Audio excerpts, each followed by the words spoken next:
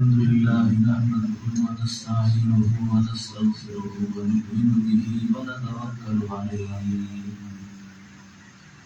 ونعوذ بالله من شرور انفسنا ومن سيئات اعمالنا من يهده الله فلا مضل له ومن يضلل فلا هادي له ونشهد ان لا اله الا الله وحده لا شريك له أما بعد فأعوذ بالله من الشيطان الرجيم بسم الله الرحمن الرحيم وما أرسلناك إلا رحمة للعالمين وقال تعالى ما آتاكم الرسول فخذوه وما نهاكم عنه فانتهوا آمنت بالله صدق الله مولانا العظيم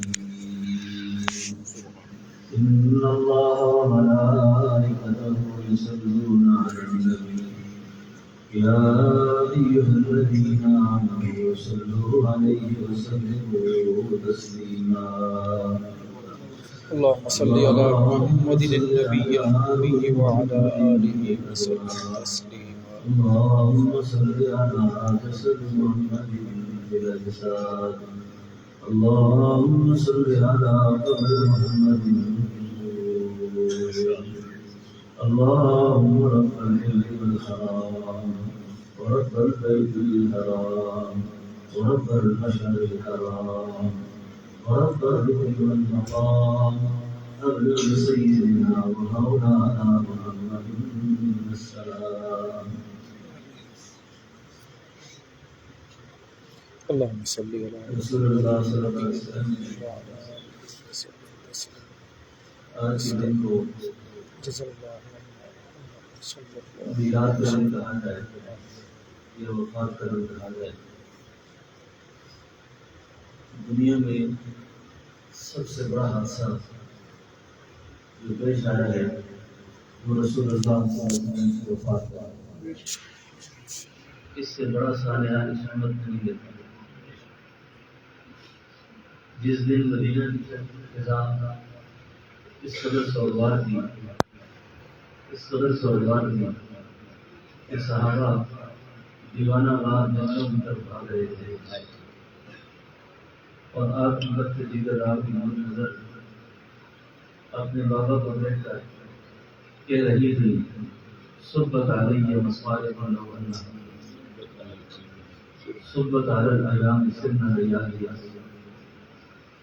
اور سیرت میں لکھا ہے کہ جس دن آپ کا وصال ہوا اس کے تقریباً 6 مہینے کے بعد اماں فاطمہ کا انتقال ہوا اور ہماری اماں فاطمہ 6 ماہ تک کبھی آپ کے چہرے پہ کسی نے مسکراہٹ نہیں دیکھا رضی اللہ کسی نے ہنستا ہوا نہیں دیکھا اور اسی جدائی میں اسی فراق میں یہ کہتی تھی صبت علیہ مصالح ونہ جو پریشانی اور جو مصیبت آج میں دیکھ رہی ہوں اگر یہ ہم پہاڑوں پر آتا راتوں پر آتا تو رات دن بن جاتے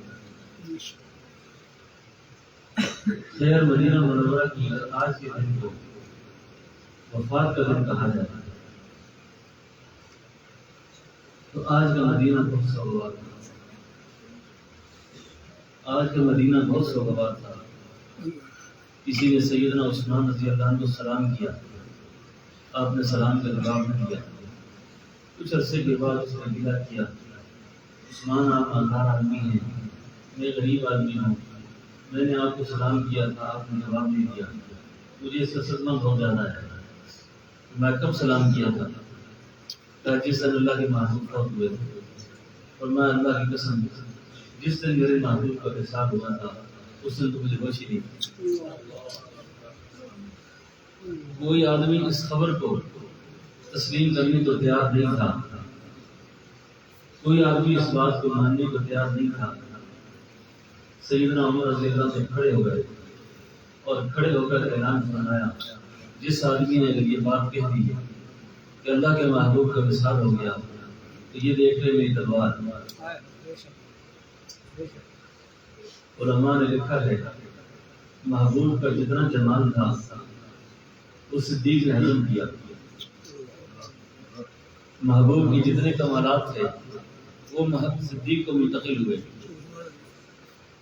آپ کی نسبت، آپ کا خاص پرتاؤ وہ صدیق اکبر کے کانوں پہ تھا۔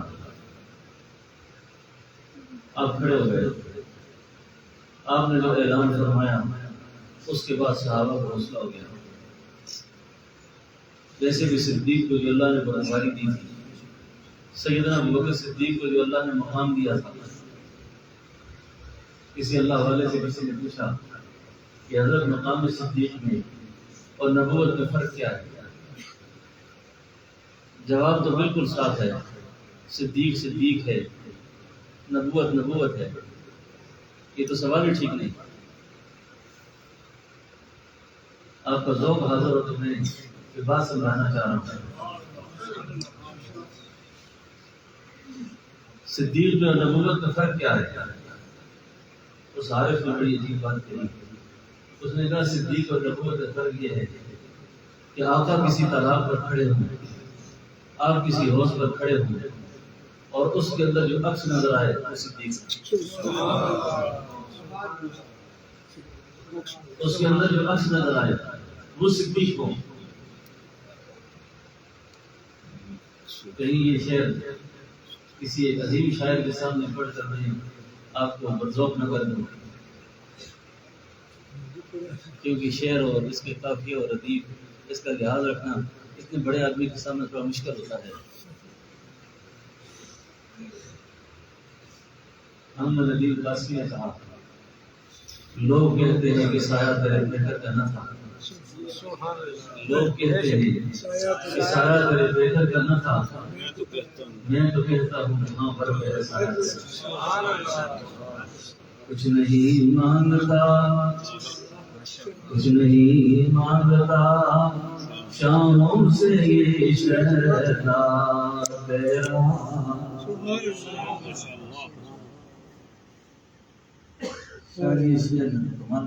ایک بار اور بھی بطحا سے فلسطین میں آ، راستہ دکھتی ہے مسجد فساد۔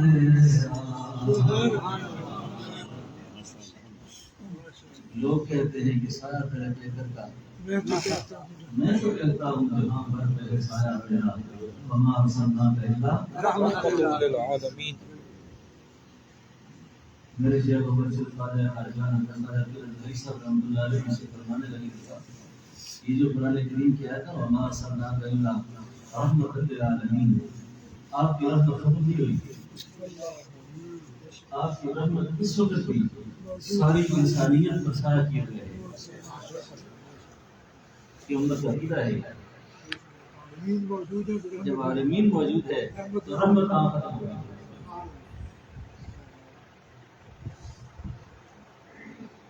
اللہ اکبر۔ سیدنا صدیق اکبر رضی اللہ عنہ نے کہا آپ کو اثار ہو گیا ہے، آپ بخار پا چکے ہیں۔ اللہ اکبر، کیا عجیب اس وقت کی کیفیت ہے، کیا کیفیت ہوگی اس وقت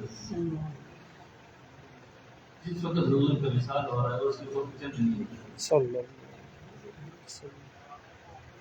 بہرحال رسول اللہ صلی اللہ علیہ وسلم آپ کی سیرت، آپ کی شان، آپ کا مقام، سیرت میں لکھا ہے یہ اعزاز و شرف آپ ہی کو ہے کہ آپ کی پیدائش سے پہلے آپ پر ایمان لانے والے موجود تھے، آپ پر ایمان لانے والے موجود تھے۔ تو بھائی یمن میں تھا، یمن کے بادشاہ کو کہا جاتا ہے جسے مصر کے بادشاہ کا کلام تھا۔ تو بھائی یمن جس وقت شہروں میں رومتے ہوئے تباہی بچاتے ہوئے جب مدینہ طیبہ پہنچا تھا تو مدینہ طیبہ میں اندھیری چھا گئی، اندھیرا چھا گیا۔ راہب نے کہا جان کی امان پاؤں بادشاہ سلامت، تو آپ اس شعر کو پتہ نہیں کر سکتے، اس شعر کا کوئی آپ فاتح نہیں ہو سکتا۔ کیوں نہیں؟ اس نے کہا کہ یہ شعر نبی آپ کے زمان کا مسئلہ ہے۔ نبی آخر زمان تو پیدا مکہ مکرمہ میں ہوئے، لیکن آپ کا آخری زمانہ جہاں نکلے گا، یہاں مثال فرمائیں گے آپ، تو آپ یہ ارادہ ترک کر نہیں آتے۔ تو بھائی یمن کی قسمت جاگ گئی، اس نے کھڑے ہو کر اعلان کیا، اور اعلان میں کیا کہا اس نے؟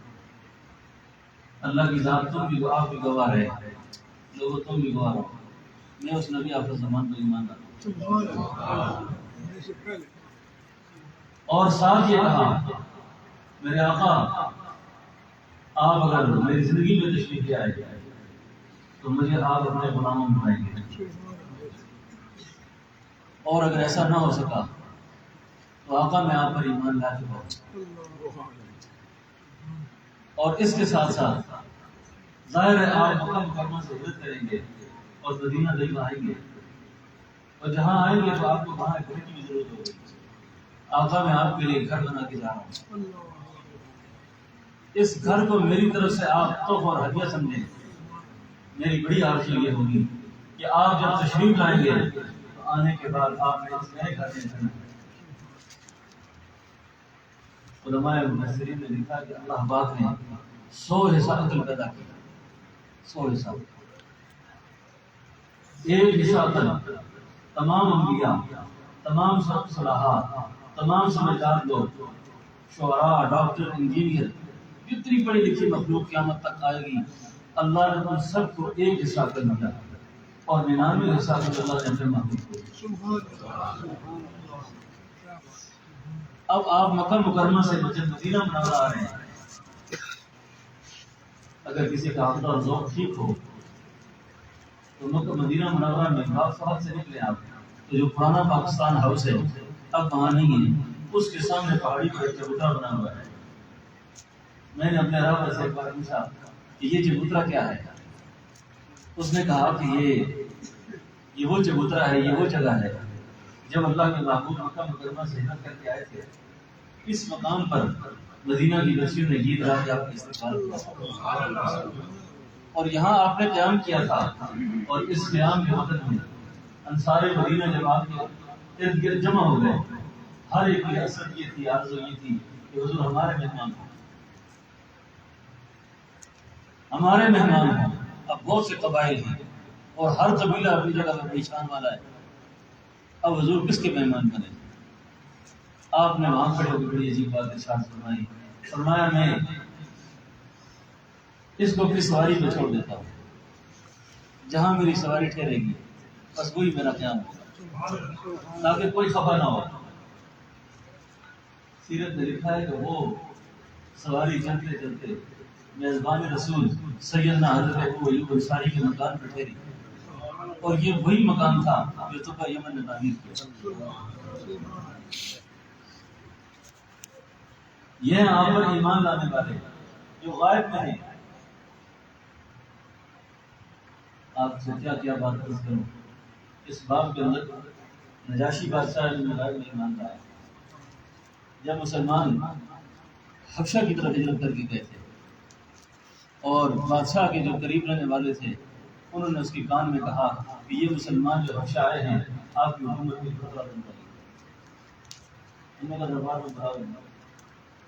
سبحان اللہ کی صحابہ آئے، صحابہ عجیب جماعت تھی،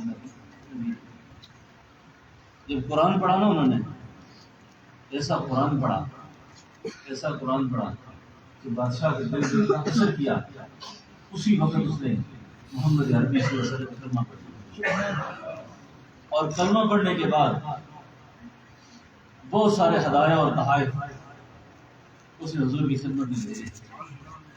یہ ہدیہ کی جو سنت ہے نا، ہدیہ کی سنت، آج کل اگر کوئی بہت امیر بھی ہوتا ہے نا تو وہ اپنے بہن بھائیوں کو، رشتہ داروں کو، چچا ماموں کو یا کسی قرابت دار کو ہدیہ نہیں دیتا، وہ سمجھتا ہے کہ یہ غریبوں کی چیز ہے، ہدیہ سنت ہے، اس کے لیے امیر غریب ہونا ضروری نہیں ہے۔ اور اللہ کے نبی کی عادت یہ تھی کہ جس کو آپ کو ہدیہ پیش کرتا آپ اس کے جواب میں بھی ہدیہ پیش کیا کرتے تھے۔ لیکن نجاشی کو ہدیہ بھیجنے کی نوبت نہیں آئی کہ نجاشی کی موت کی اطلاع آئی۔ جب موت کی اطلاع آئی، یہ اس کا اعزاز تھا، یہ اس کا شرف تھا کہ نجاشی کے لیے اللہ کے محبوب نے غائبانہ نماز جنازہ کہا کہ ہم اس کا نماز جنازہ پڑھیں گے۔ ہمارے حضرت صاحب فرمایا کرتے تھے ہندو زبان میں، اور نجاشی جڑا تحفہ تو نہ ملے وہ کسی نے نہیں ملیا، جڑا تحفہ تو نہ ملے کسی نے نہیں ملیا۔ سب کو حضور کے تحائف پہنچے، لیکن نجاشی وہ انسان ہے جس کے لیے اللہ کے محبوب نے کھڑے ہو کر نماز جنازہ پڑھائی۔ یہ اس کے شرف ہے، یہ صرف اس کا اعزاز ہے۔ یہ تھے غائب میں ایمان لانے والے، غائب میں ایمان لانے والے، اور جنہوں نے آپ پر دیکھ کر بھی ایمان لایا نا، سبحان اللہ، وہ بھی بڑے عجیب تھے، وہ بھی بڑے عجیب تھے۔ ایسی عجیب عجیب باتیں ہیں۔ کہتے ہیں یوسف علیہ السلام کے حسن کو دیکھا جنہوں نے، یوسف علیہ السلام کو حسن یوسفی کو دیکھ کر مصر کی کراڑیاں، مصر کی عورتیں آپ کو دیکھنے میں اتنی نہ ہو گئی کہ پھل کاٹنے کے بجائے انگلیاں کاٹ بیٹھے، لیکن ایمان نہیں لائے۔ اور ادھر ہمارے آقا کے حسن جمال کا معاملہ ہے کہ پہلے ایمان لاتے ہیں، ایمان لانے کے بعد پھر گلے کٹا دیتے ہیں۔ آپ کی عزت و ناموس میں حضرت شاہ جی بیان فرما رہے تھے، خیبر کی جب فتح ہے نا، خیبر کی فتح خیبر، اس پر دشمن بہت زیادہ غصے میں تھا۔ سیرت میں لکھا ہے کہ دشمن کو اپنے انتقام کی آگ بجھانے کے لیے کوئی بھی حربہ ایسا نہیں تھا جو وہ استعمال نہ کرنا چاہتے ہوں۔ کسی نے کہا کہ آج یہ بھوک سے بہت تنگ ہے، بھوک سے بہت پریشان ہیں یہ لوگ، ایسا کرو کہ راستے میں زہر آلود ٹکڑے روٹیاں پھینک دو، جب یہ روٹیاں دیکھیں گے بھوک سے یہ پریشان ہیں، یہ روٹی اٹھا کے منہ میں ڈالیں گے۔ اللہ کے محبوب کے ساتھ صحابی چل رہے تھے، چلتے چلتے انہوں نے دیکھا کہ روٹی کا ٹکڑا پڑا ہوا ہے، اس روٹی کو ٹکڑے کو اٹھایا، صحابی نے منہ میں ڈال دیا۔ اب صحابی نے جب منہ میں ڈالا، لقمہ چبا گئے، زہر میں اثر کیا، تڑپنا شروع ہو گئے۔ اللہ کے محبوب نے پوچھا، جس وقت یہ لقمہ تیرے منہ میں ڈالا تجھے پتہ نہیں تھا کہ اس میں زہر ہے؟ پتہ نہیں تھا کہ اس میں زہر ہے؟ اس نے کہا آقا مجھے پتہ تو اسی وقت چل گیا تھا کہ اس میں زہر ہے، جب مجھے خیر آ رہی تھی آپ میرے سامنے کھڑے تھے، میں آپ کی شان کے خلاف سمجھتا تھا، آپ کے سامنے کیا کرنا، مجھے بے ادبی محسوس ہوئی۔ شاہ جی یہاں تک بات سیرت نے لکھی ہے۔ اس سے اگلی بات میں سوچ رہا تھا، ایک دن وہی آ سکتی تھی، وہی آ سکتی تھی، حضور خود منع کر سکتے تھے، نہ تو وحی آئی نہ حضور نے خود منع کیا۔ معلوم ہوا اللہ کو اپنے نبی کا احترام اسی درجے کا مطلب ہے۔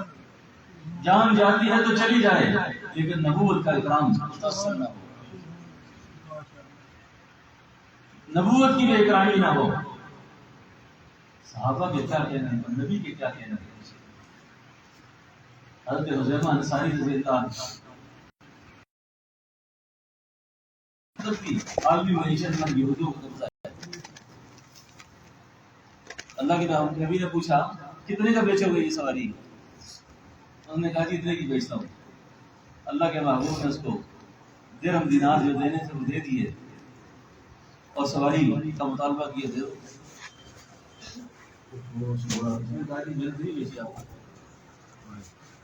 یہودی نے کہا میں نے تو نہیں بیچی۔ کون گواہ ہے آپ کے پاس؟ کوئی گواہ ہے اس کا؟ اللہ کے محبوب نے فرمایا تو نے آواز لگائی تھی کہ میں بیچ رہا ہوں، میں نے کہا میں خرید رہا ہوں۔ ابھی راستے سے گزرتے گزرتے حضرت حذیفہ انصاری آئے، انہوں نے فرمایا میں گواہ ہوں، میرے سامنے سودا ہوا ہے۔ یہودی بن گیا، سواری پکڑا دی۔ جب یہودی چلا گیا، اللہ کے محبوب نے حضرت حذیفہ سے پوچھا، حذیفہ تو وہاں نہیں تھا، گواہی کیسے دے دی؟ اس نے آگے سے بڑی عجیب بات کی، حضور ہم نے اللہ کو دیکھا ہے، جنت دیکھی ہے، دوزخ دیکھی ہے، آپ کی گواہی پہ ہم نے اللہ کو مان لیا، قیامت کو مان لیا، جنت کو مان لیا، دوزخ کو مان لیا، اگر وہ سچ ہے یہ بھی سچ ہے۔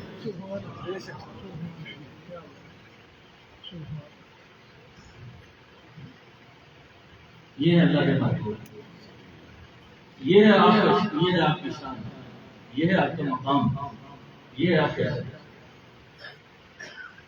تو دوستو، نبی کریم صلی اللہ علیہ وسلم کی شان، آپ کا مقام، اس پر جتنی بات کی جائے بات ختم ہونے والی نہیں ہے، بات ختم ہونے والی نہیں ہے، لیکن اتنی بات میں باہر ربل اور آج کے دن کا جو پیغام ہے اس امت کے نام، آج کے دن کا جو پیغام ہے اس امت کے نام، گویا اللہ کے محبوب کی زندگی کا 95% حصہ وہ ہے جس پر آپ کا اور میرا عمل بے قلبی سے ممکن ہے۔ محدث اثر حضرت شیخ الحدیث مولانا الحق صاحب اکوڑا پھٹک والے فرمایا کرتے تھے، تم 95% پر عمل کرو، 5% اللہ تمہیں انعام میں دے دیں گے۔ اب جو 95% جس سے بے تکلف عمل ممکن ہے، اس پر تو ہمارا عمل نہیں ہے۔ دعا کرتے ہیں فتح مسلمانوں کی ہو، شکست کو پار کھائیں۔ کیسے مسلمان فتح کریں گے اور کیسے شکست کو پار کھائیں گے؟ بے تکلفی سے جس چیز پر عمل ہے۔ اب یہاں مسجد سے باہر نکلیں گے، کتنے دن لاکھ لوگ مسجد سے نکلنے والے، مسجد میں اضافت ہوگی جلو اٹھا رکھ کے آ جائیں گے،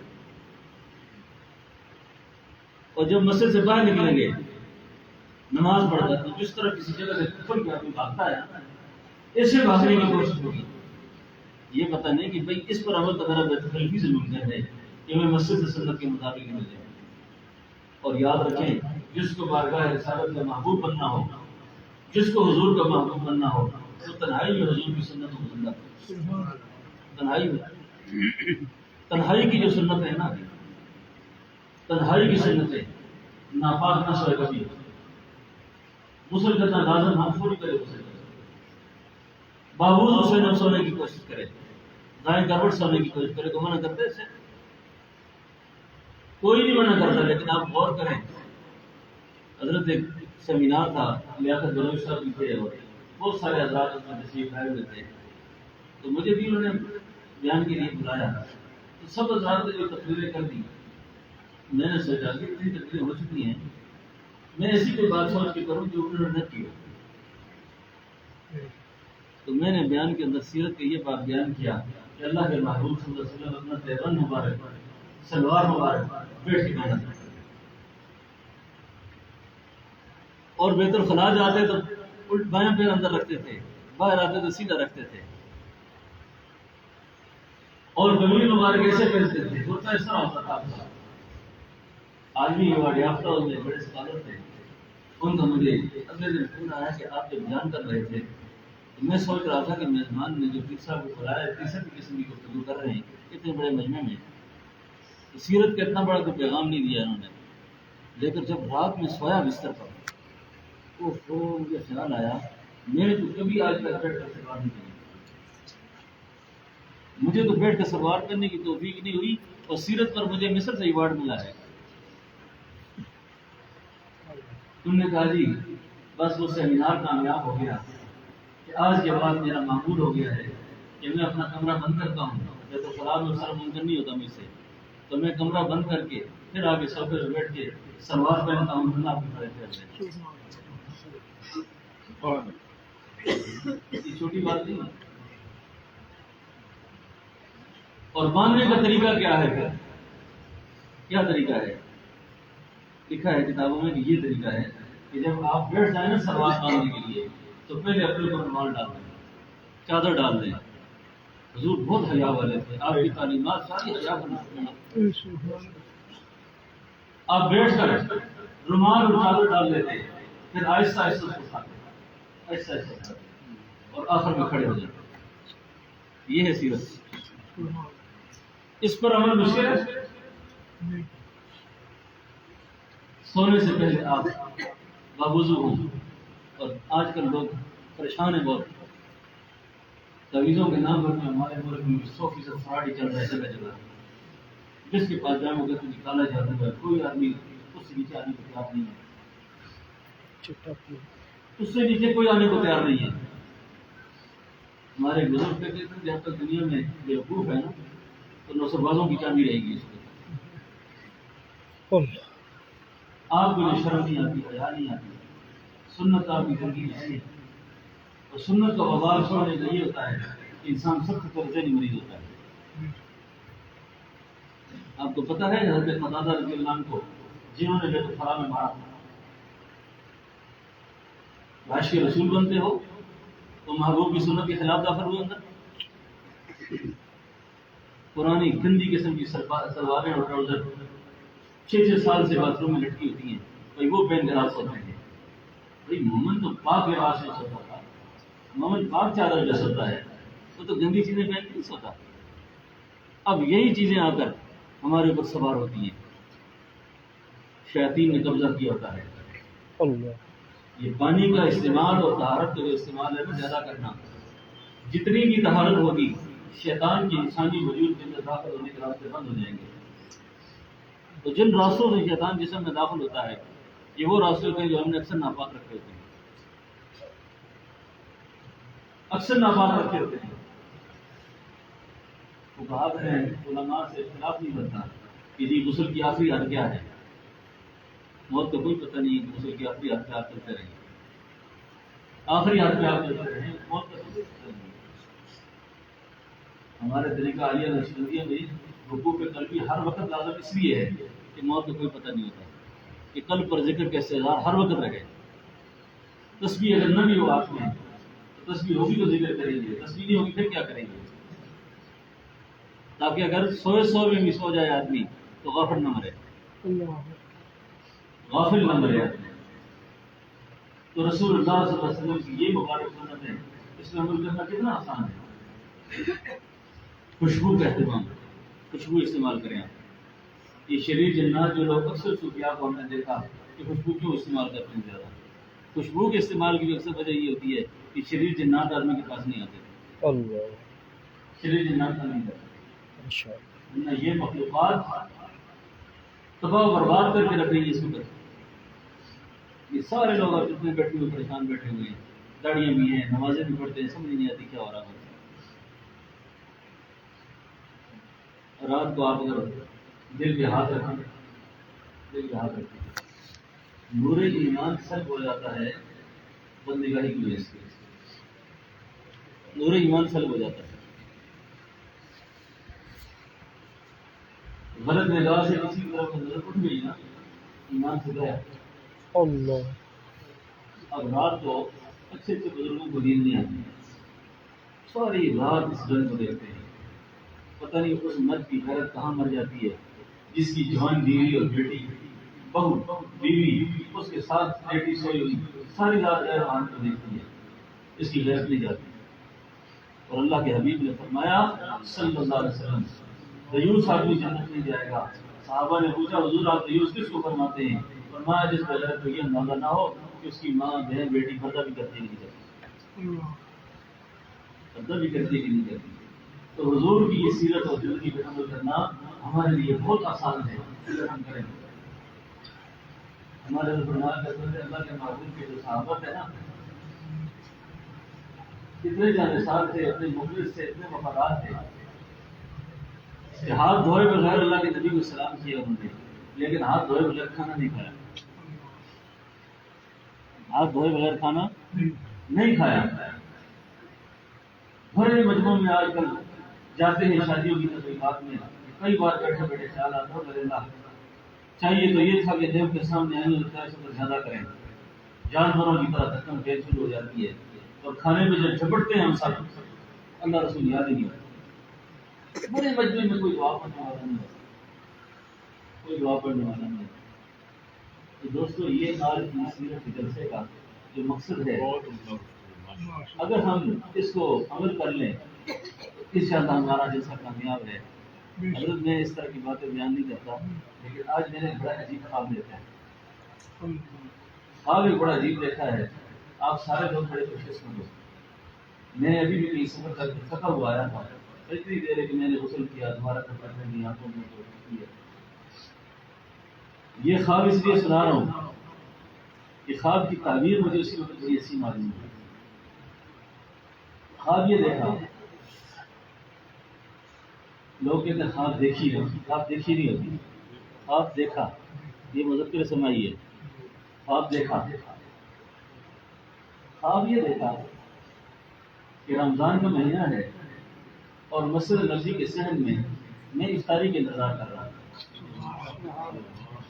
افطاری کے انتظار میں بیٹھا ہوں، اسی دوران صلاح الدین صاحب آ گئے۔ سبحان اللہ۔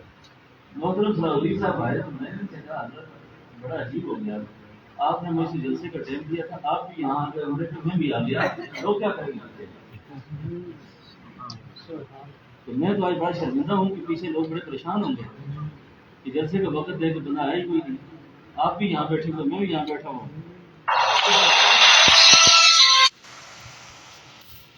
اسی دوران افطاری لگتی ہے، افطاری کر رہے ہیں، میں ان کو کہتا ہوں حضرت ہمارے آنے سے یہ ہو گیا کہ آپ کے جلسہ قبول ہو۔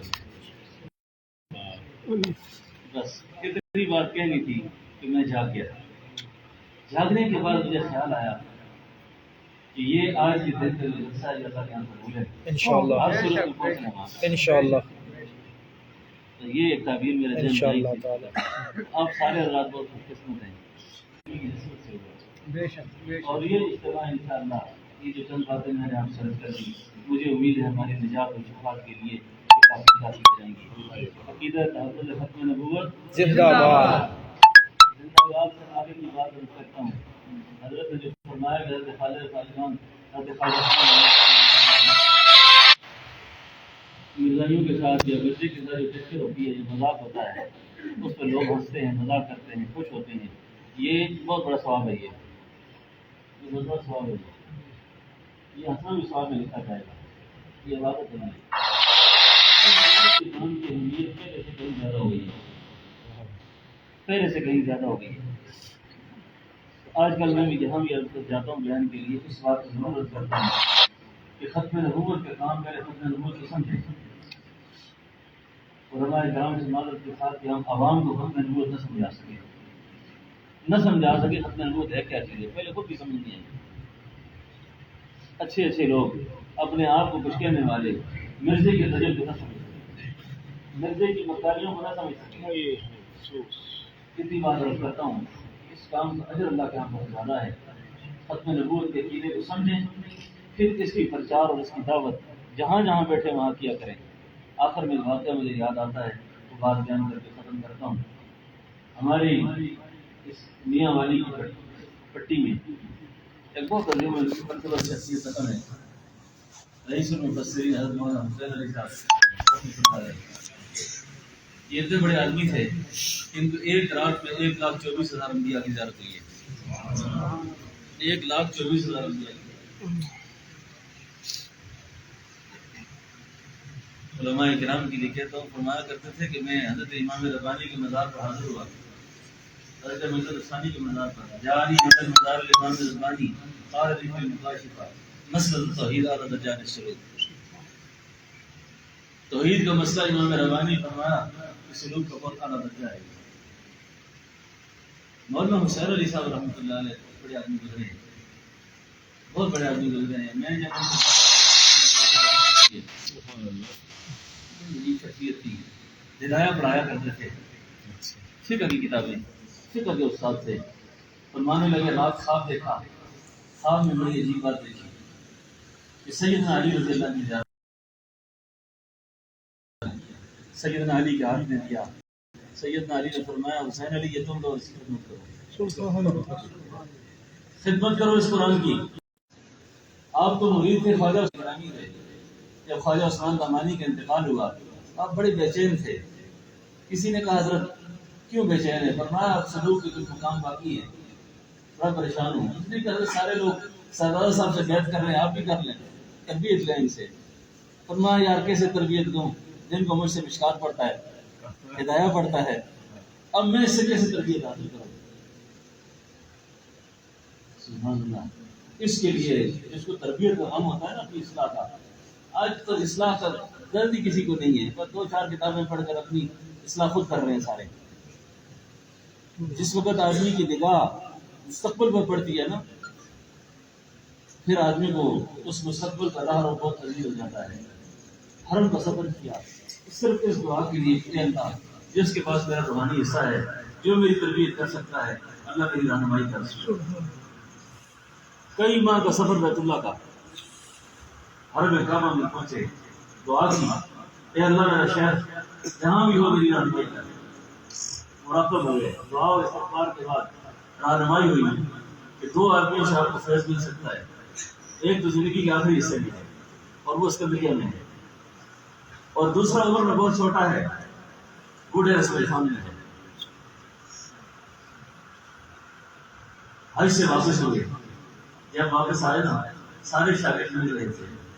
جس وقت خواجہ سراج الدین صاحب رحمۃ اللہ علیہ ملے نا، بغلگیر ہوئے، دکان میں کہا حضرت پھر بچوں کے ہاتھ میں آ ہی گیا،